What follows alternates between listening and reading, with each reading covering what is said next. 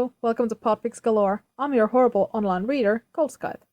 I read out loud fanfictions for you busy bees, free of charge and no strings attached.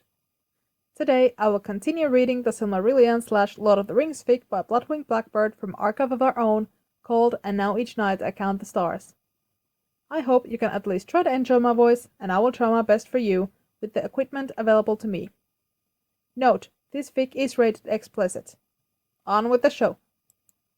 And now each night I count the stars. Chapter 11. Maklor set out for Lothlorien on a fine summer's morning, cold even beneath the sun. His steps dragged as they rarely had before, and it seemed unfair that he should have to work so hard for a voyage that only took him away from where he wished to be. He was no good at comfort, but he had learned how, maybe. He'd certainly have tried if he could just turn around and go back, to hold Halbarad, until he had banished the strange fear that had wormed itself between both of them.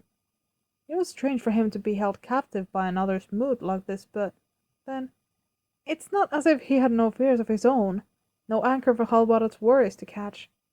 He could almost see it before him on the road, a spectre of a longer parting, the shadow of a separation beyond the walls of the world. Halbarad, though, had seemed afraid, as if of this journey in particular. Maklor could not have said whether he felt the same, but his steps had been doomed for so long that it was hard to say whether this felt different at all. Still, those steps carried him forward as reliably as they ever had. He took the river crossing and thought about, and wandered among the ruins of Austin Edhill before making his bed among the moss-covered stones. He had avoided the lands of Eregion when it had still been a stronghold of his people, too fearful of being known, unwilling to bring his fate down upon his nephew, or so he told himself. Celebrimbor was kind, kinder than any of them had ever been, even before everything. Still, he had not been spared the doom that stalked them all, though, and if Maklor had still held on to any belief that the world was fair and the powers cared for goodness or redemption, well, the manner of Celebrimbor's end would have put paid all that. Maklor had not known his nephew well, for Maklor and Curufin had never been close, even before they had come to Beleriand. After that, well, Maklor supposed he could understand what might move a son to such sentiment, had wished many times that he'd had the same strength. So he had not sought Celebrimbor out, had not brought the past knocking at his doors, had told himself that his presence could only harm, for when it had ever been different? And then, suddenly, it was too late for anything but revenge. He wondered what Celebrimbor would have thought had he known. Had Maklor stolen something from him, taken away the choice to know the only family either of them had left? He had made the choice for Celebrimbor, as he had for Elrond and his family, but had it been his to make? And what would have changed if he had made a different choice? Celebrimbor walked beside him, as if that line had awoken something in Maklor. He slept there, beneath the holly bushes that grew unkempt about the place, safe beneath their thorns. His nephew saw no reason the little thing like sleep should interrupt their conversation, as if he wanted an answer from Maklor that he had yet to hear. Maklor dreamed of the forge of Archet, while he and Mary hammered away at something that he could not quite focus on. Celebrimbor spoke from the fire with his father's voice. They told him that Maklor was a coward, that he could not outrun his doom, for it was part of him, that his every choice was futile.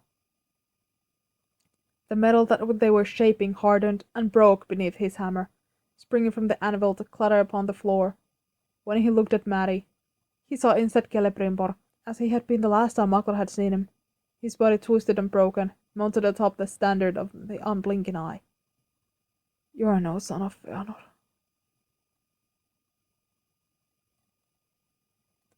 Celebrimbor's phantom remained beside him all through the tumbled stones of that land, still fire-blackened after all this time, haranguing him with the words better suited to one of Maklor's less kind-hearted kinsmen. Still, he appreciated the company, and was almost sad to lose it when he turned northward to seek the pass of Caradhras. The way that seemed to slow him did not lift, but his feet still ate the miles beneath him. Even up the precarious mountain path, clambering over stones and weaving through the scrubby firs until he finally emerged to the cold and lonely places above the trees. The orcs of the Misty Mountains were quiet that summer, but that did not mean he was allowed to pass unremarked or unchallenged. They tracked him for miles, their eyes hard on his back as he wended along the trail, sheer cliff on one side and dizzying fall on the other. They should have shot him then, dropped stones on him from their lairs above, but for reasons he could not fathom, they did not. Perhaps he kept some of his power of old. Perhaps they were afraid to test him by daylight. Instead, they waited for that night, when a sudden summer storm drove him to the scant shelter of a shallow cave. They had fallen on him under the cover of thunder, thinking they would take him unawares, thinking the trapped prey would be easy prey. Even a gentle dog may turn vicious when cornered, and Makor had not been gentle for many years. Those that did not run from his song fell to his spear. Makor filled the mouth of his little cave with the slain orcs and slept comfortably enough within. In the morning he bade them farewell, but they had not been such poor companions after all. Freed from the mountains, he made his way south through the foothills and walked beside the silver lode until the trees began. No melon yet, but tall fair ashes and river birds that cast a gentle shade. He made camp there and waited. The wardens of Lothlorien would find him soon enough, and he was not so eager for his interview that he would antagonize his cousin by trespassing in her lands. He'd save his provocations for when he could see her reaction. The year before he had not had long to wait, but this year his journey had been fair and swift, depositing him on the banks of the river full 3 days before the eve of midsummer. Makor could not deny the loveliness of the land, even here on its outskirts where no malon yet grew.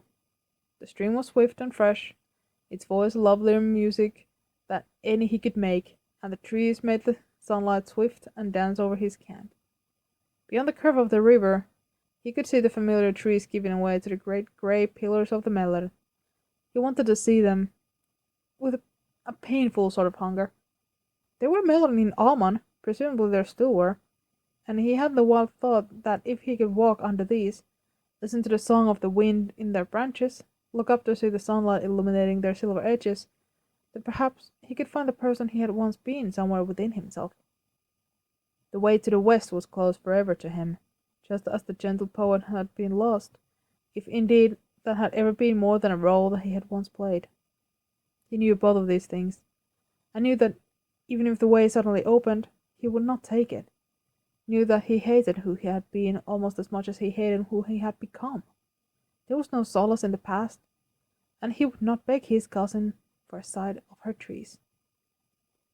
It would have to be enough then, these glimpses of them half seen in the distance, the memories that he was so greedy enough to hold on to. It was no harder to resign himself to this than to any of the other pieces of life he had denied himself. Sometimes he wondered what would one day be left of him if he continued to allow himself only half portion of the things he wanted. He thought of Halbarad and wondered what it would be like to admit that he was hungry, that he wanted all of it. He wondered if Halbarad would forgive him when he understood the cost of Makor's love. The guards of Lothlorien's north borders found his camp at nightfall. He recognized their leader, Haldir, the same who had performed his unenviable task last summer. One could say that his greeting was courteous, if they were willing to ignore his words and manner and actions. Kinslayer. One of Haldir's brothers reached out and Makor passed over his spear and his knife. He wondered, not for the first time, if he had been in Doriath or maybe at the Havens. He supposed he could have been at both. Makor could not recall him, but that meant little. Makor's mind had grown full of phantoms of late, and it was harder every day to tell whether the shades that dogged him were truly there or not. Even now they crowded close behind Haldir and his brothers, and their whispers drowned out anything that Makor might have said, so he only stood and took up his pack. One of the guards took his straw hat while the other bound his hands before him. Makor glanced once more at the stars, and the brother with the blindfold paused. He reached out to touch Makor's braids, lifting up the copper coin to look more closely. I have heard that the ways of the sons of Fëanor were strange, he said. The speech of the Galadrim was different from the language of other elves, but Maklar understood him well enough. Do all of your folk decorate themselves with rubbish? In his wisdom, did the great Fëanor never create a comb? He tugged at the tangled mess of Maklar's hair, and he jerked his head back. The warden laughed and would have touched his hair again, but Maklar bared his teeth and the warden stepped back, hand to his knife. Maklar could hear the creak of a bowstring being drawn. You have the protection of the lady, said Haldir, but do not be a fool. Then do not touch me again, said Maklar. It is her command that you be blindfolded. You know this. Then blindfold me, and let us be done with this farce. They were none too gentle with the blindfold after that, tugging the knot tight and then jamming his hat roughly down over it. He was, at least, spared any further remarks of his grooming. The restraints were little more than a formality, of course, a reminder, a salve for any of the Galadrim who may yet have nursed a grudge against the heirs of Fëanor. It protected him far more than it did them, for if Maklar had wished to find his way to Caras Galadhon, he would have done so, side or no, and if he wished to do violence to the folk of the woods, the lack of weapon would not have prevented it. The Galadrim, though, would not to do violence to one so hampered, and they knew this as well as he did. It did not make them more friendly. They walked long into the night, and then rested somewhere near a flowing stream. His guards ate and drank, but Maklar was offered only water, and that cautiously. In the morning, they rose in the still dark, and reached the city of the Galadrim as the sun began to warm the dew in the grass. The folk there were quiet, but he could tell that they crowded close around and watched as he was led before the lady. This made the back of his neck itch, and he longed to tear off the blindfold and to assail those that thought to look on him in judgment. He forced his hands to stillness and walked in silence, head held high. He could feel it when he was brought into the presence of the lady, and not only because the whispers had gone. She was like Glorfindel, shining too bright, like something he hadn't seen in long ages of the world, and it was as if he could see her and her alone, even through the blindfold. It was hard for him to bear it, but he did not look away, and if she made him afraid enough to hide it behind sharp words, well, that was his own affair. Welcome, son of Fëanor. I trust your journey was pleasant. Her voice was low, musical, a little lilt of irony behind the words, a whiff of her sharp humor. Maklar had been envious of it once, but maybe his own voice had served him well enough after all. Maklar responded in the old speech, spoken in a way his father had taught them all. Cousin, he inclined his head, are we going to pretend that this is a social call? Or shall we discharge our duties so that you may be rid of me again? Do not dream, or has your tongue become less sharp since our last meeting? There was a snap to her words, something she usually hid so well. It pleased Maklar in a strange way, a glimpse of the headstrong Artanis that he had once known so well. She went on. I thought that by now I'd have been called a lapdog of Thingol or any other crack-brained jibes that might strike your fancy. Your pardon, my lady, I must be wary. If I might have a seat and a cup of wine, I'll call you a moralizing harridan and your husband a quim-addled cur, or anything else you like. He turned his head as if he could see anything beyond the grey cloth that bound his eyes. Is your lord here? He is not, replied Galadriel, again the cool and gracious queen. What a disappointment. Maklar had been proud of that one. You have come to speak with me alone? Almost. Know that you are watched by our guards, but they cannot hear what we say to one another. I thought that it might be easier thus. We have known each other far too long to believe that things could ever again be easy between us. It pains me to agree with you. Tell me, Maklar, do I have anything to fear from you? Alone? Within your reach? He snorted, and that must have been an answer enough for her. Take that foolish thing off of him, she called loudly. After a moment, the blindfold was removed, and Maklar stood blinking in the swelling daylight. He stood beneath the spreading branches of a great mallarn, on a carpet of moss. Galadriel before him, watching his face as he turned his gaze upward and stared at the leaves dancing above him, an unnameable feeling swelling in his chest at the sight. "And bring us wine," she added, as he accepted his hat back from the guard, awkward with his bound hands. She spared Maglar a glance, as he tried to resettle it upon his head and smirked. "A charming touch. I dare say it suits you." "I'm flattered," he grumbled, as one of his ribbons flopped down in front of his eyes. "I'll not unbind your hands." He seated herself upon a cushion that had been placed among the roots of the great tree, her skirts falling gently about her legs. "But I see no reason we cannot be comfortable. Besides, it's easy to tell if you're lying if I can look at you.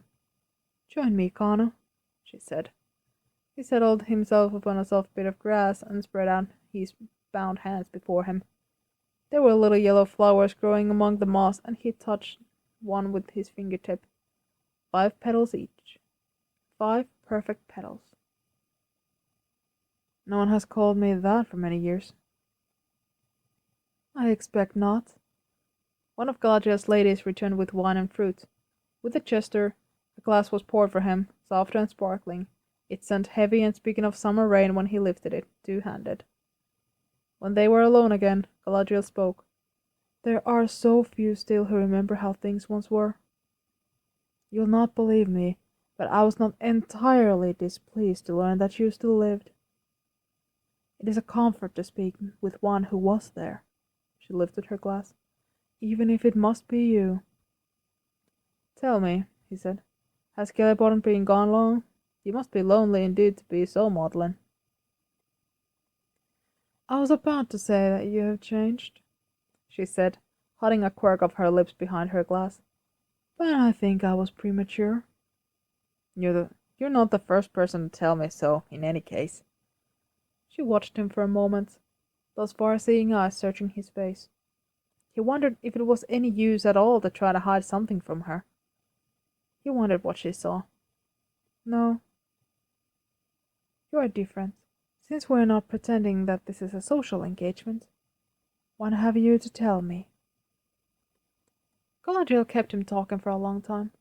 When he was finished, he felt weary and dry, as if he were a rag that had been wrung out. He drained his glass while he considered his report. He wondered how many spies she had, if she'd be checking his account against theirs. No need.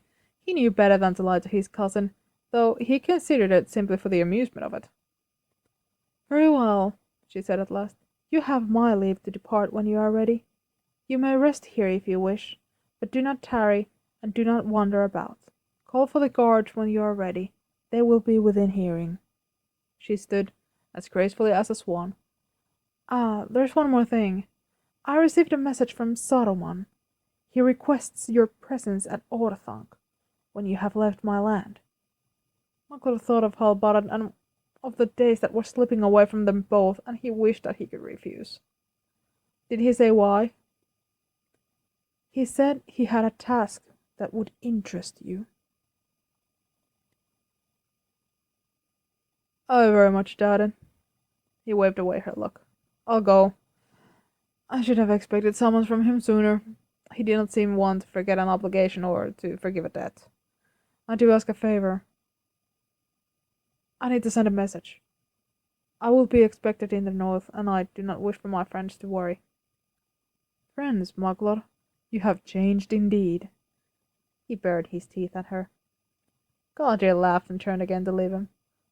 "I shall have writing things brought to you." She paused and looked back. "Take care with Saruman, Kana. He's not kind, not like Mithrandir. He does not suffer slights." "Ah, lady, your concern moves me. But if you are trying to warn me, you should speak more plainly. Are you telling me that I should not trust him, or that you do not trust him? Should I not go to Orthanc?" "No," she said, and maybe she hesitated, and maybe she did not. "It is not that. Only that he is not as patient as I. You should keep a civil tongue when you speak with him." "Fear not, I have not forgotten all my manners.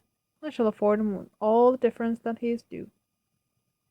They brought him parchment and a pen, and he sat beneath the trees considering what to write. Galadriel was not wrong. It was strange and different to know that there were those in this world who would notice if he did not return, and even stranger to think that they would be troubled if he were to disappear. In the end, though, he wrote only one letter, to Halbarad, saying that he had been called to Orthanc on another errand, and to look for him in midwinter in Imladris if he did not return sooner. With that done, he left the letter with his guards and again allowed himself to be led, bound and blindfolded again, from the land of Lothlorien. End of chapter 11. Stay tuned.